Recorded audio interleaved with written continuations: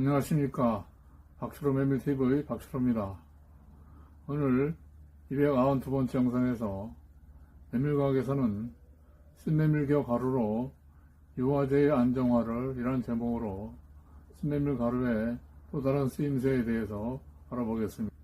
매물식문화에서는 한 개의 팬에 치킨 메밀이라고 하는 메밀 요리에 대해서 재료와 레시피를 소개해 드리겠습니다. 신메밀겨 가루로 유화제의 안정화를 이라는 제목으로 신메밀의 또 다른 이용성에 대해서 알아보겠습니다. 이 연구는 중국 신샹 해난과학기술연구소의 장외 연구원들이 공동으로 연구를 해서 2022년 푸드케미스트리라고 하는 국제학술지에 발표한 내용입니다. 쇼트닌과 마가린과 같은 가소성 지방이 식품 가공에 쓰이는데 동물성 지방은 포화지방이 많고 식물성 오일은 트랜스 지방이 많아서 이들의 과다한 섭취는 심혈관 질환, 당뇨 및 암의 위험을 증가시킵니다. 그러므로 안전하고 양호한 식품 가공 적성을 갖는 지방 대체품 발굴이 기념합니다. 피커링 유화는 유화제로서 전통적인 계면활성제 대신 고체 입자를 갖는 새로 개발된 유화 공법입니다.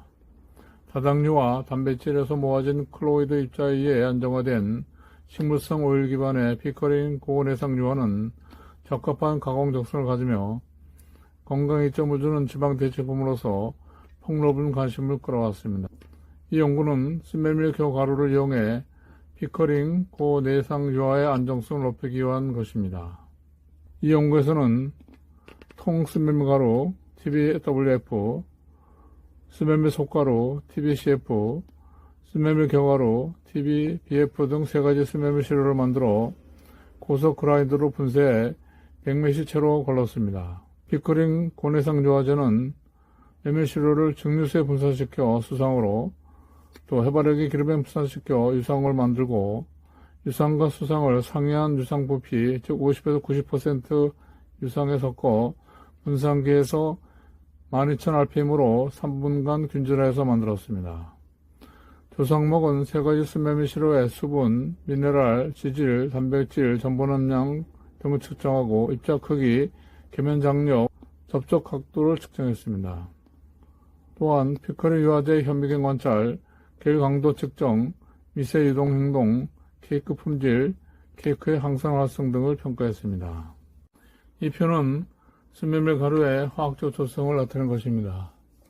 신메밀 겨는 거칠고 배보다 힘이 더 강하나 단단한 겉껍질보다는 힘이 더 약합니다. 미네랄과 지질 그리고 누트린 함량은 신메밀 겨 가루, 통 신메밀 가루, 신메밀 속가루 순으로 높았습니다. 신메밀 겨 가루의 미네랄 함량은 3.25%, 지질 함량은 6.74%, 누트린 함량은 5.99%로 세 가지 시료 중에서 가장 높았습니다.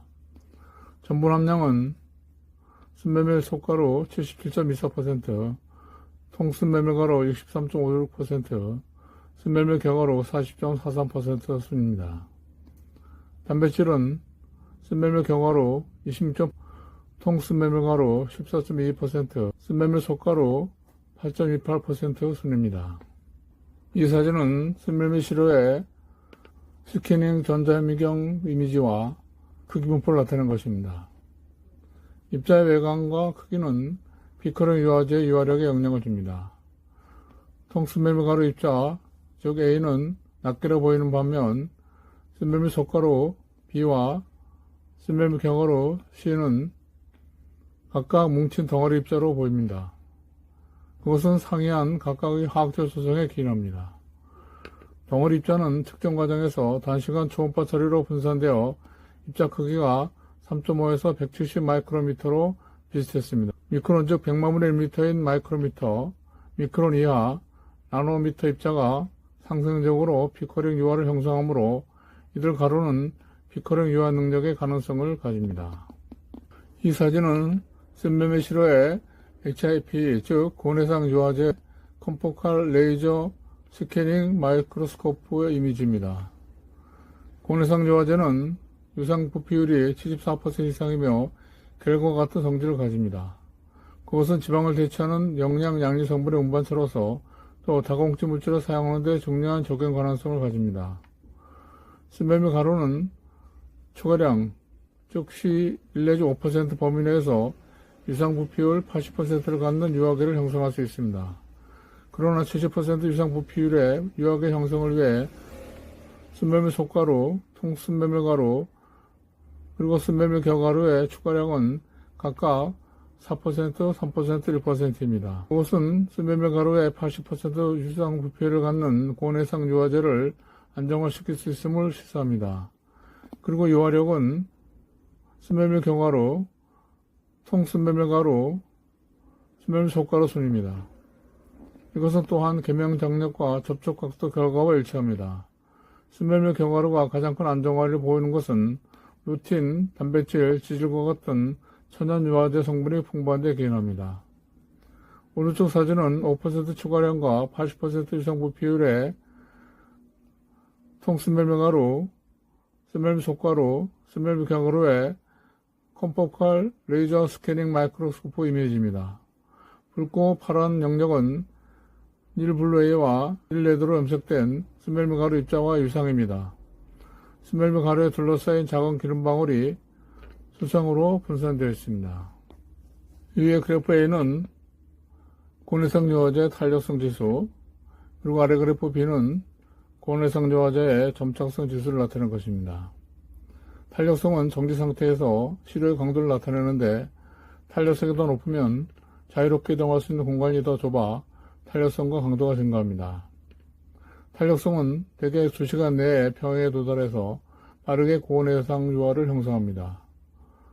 추가량, 즉 C값이 증감에 따라 고내상 유화제의 탄력성이 증가합니다.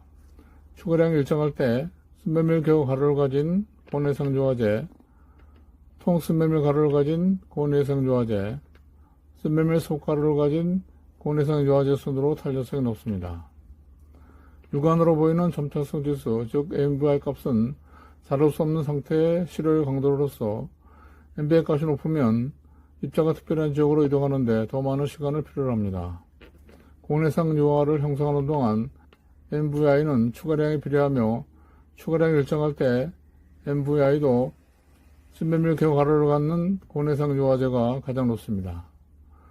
6시간 만에 모든 시료의 MVI 값이 뒤바뀌는 것은 순멜밀 속가루와 통순멜밀 가루의 더 높은 전분 함량이 기인하며 시간이 경과할수록 전분의 점점 효과가 나타납니다. 순멜밀 겨우 가루가 고내상 유화제의 빠른 형성과 강도 증진에 도움이 됩니다. 순멜밀 겨우 가루로 안정화된 고내상 유화제로 만든 케이크 원물과 세포 이미지, 그리고 항산화성입니다. 케이크의 버터 대체율이 30% 이하일 때 케이크의 경도, 점착성, 씹힘성에 변화가 없으며 50%일 때는 대적에 비해 경도는 약간 증가나 점착성과 씹힘성은 변화가 없습니다. 50% 이상일 때 세 가지 질감 모두 케이크의 무게 감소로 점차 증가하게 됩니다. 지방 대체는 질감의 퇴화를 가져오는데 고내상 유화제는 오일인 워러, 즉 수중유형이므로 빵 굽는 동안에 수분 손실이 빠르게 일어납니다. 반면 워터인 오일, 즉 유중수형은 물이 캡슐화되어 수분 함량 유지에 유리합니다. 순멜밀 겨우 가루를 가진 고내상 유화제는 케이크의 글루텐망 현상을 방해해 전형 압축 후 케이크가 원상태로 회복되지 못하게 됩니다. 따라서 점착성과 회복력의 점차 감소하므로 케이크의 질감은 버터 대체 수준에 좌우됩니다. 오른쪽 그래프는 맨 아래 총패널 함량과 DPPH 자유계 소고능, 그리고 가운데 ABTS 자유계 소고능의 황산활성을 나타낸 것입니다. 순멜밀 겨우 가루를 가진 고내상 유화제가 버터 대체율 증가로 케이크의 총패널 함량 증가와 더불어 DPPH 자유계 소고능과 ABTS 자유계 소고능이 모두 증가해 항산화성이 높았습니다. 결론적으로 통순멜밀 가루, 메밀 속가루, 순멜밀 속가루, 순멜밀 겨우 가루가 유사한 입자 크기 분포를 가지더라도 화학적 조성은 다릅니다. 순멜밀 겨우 가루가 지질, 단백질, 루틴이 풍부해 가장 큰 유화력과 더 큰 속성을 가지며 유수상 계면 장력을 더 효율적으로 감소시킵니다. 순멜밀 가루가 80% 이상 부피율에서 고내상 유화제를 안정화시키더라도 순멜밀 겨우 가루를 가진 고내상 유화제가 가장 작은 기름 방울과 가장 큰 계열 강도를 나타냅니다.